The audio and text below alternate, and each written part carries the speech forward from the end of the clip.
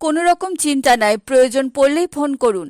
৫ শতাধিক মহিলার হাতে কাগজে লিখে এসডিপিও ওসি কন্ট্রোল রুমের ফোন নম্বর দিয়ে এলেন পুলিশ কর্তারা। শুনতে অবাক লাগলেও এমনি চিত্র লক্ষ্য করা গেল একদা হিংসা বিধ্বস্ত শামশেরগঞ্জের গ্রামে গ্রামে।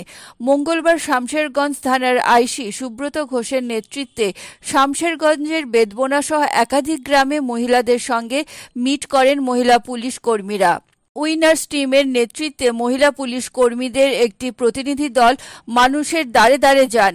অভাব অভিযোগ শোনার পাশাপাশি কোনো রকম সমস্যা রয়েছে কিনা তাও খতিয়ে দেখেন তারা। সঙ্গে ছিলেন শামশেরগঞ্জ থানার আইসি সুব্রত ঘোষ। ওয়াকাফ আইনের প্রতিবাদে আন্দোলনকে কেন্দ্র করে আন্দোলনকারীরা পুলিশকে হামলা থেকে শুরু করে ১১ ও ১২ এপ্রিল লুটপাট করে। পুলিশের গুলিতে একজন যেমন মারা যায়, আন্দোলনের রাশ যাদের হাতে যায় তাদের হামলায় বাবা ছেলে খুন হয়। অন্তত ৭ জন গুলিবিদ্ধ হন, বহু মানুষ এলাকা ছাড়া।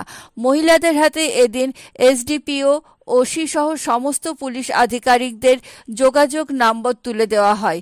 শুধু তাই নয়, এলাকা জুড়ে পুলিশ অফিসারদের ফোন নাম্বার পোস্টারিংও করা হয় শামশেরগঞ্জ থানার পুলিশের পক্ষ থেকে। কন্ট্রোল রুম সেটার নাম্বার আছে, জঙ্গিপুর কন্ট্রোল রুমের নাম্বার আছে, আর বিডিও সাহেবের ফোন নাম্বার আছে। ঠিক আছে, যে কোনো সুবিধায় একের পর একজনকে তুমি ফোন করতে পারবা। ঠিক আছে, আমরা নাম্বারগুলো ডিস্ট্রিবিউট করে দিচ্ছি। এই দিয়ে দাও, নাম্বারগুলো দিয়ে দাও। এগুলো বাড়িতে প্রত্যেকালে রাখবা। বাড়িতে মা বোন যারা আছে প্রত্যেকের তো একটা ফোন আছেই তো। ঠিক আছে, যদি সেরকম কোনো অসুবিধা হয় আবারও, ঠিক আছে, তাহলে এই নাম্বারগুলো আছে, এখানে 5টা নাম্বার রয়েছে। শামশেরগঞ্জ থানার আইসি স্যারের নাম্বার রয়েছে, বিডিও এসডিপিও আরও কন্ট্রোল রুমের নাম্বারগুলো রয়েছে। এইগুলো নাম্বারে ফোন করে অভিযোগ করতে পারেন। ঠিক আছে, রাতে এই নাম্বারগুলোতে ফোন করতে পারেন।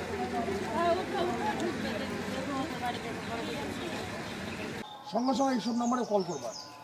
ঠিক আছে, শামশেরগঞ্জ পুলিশ একদম পাশে আছে।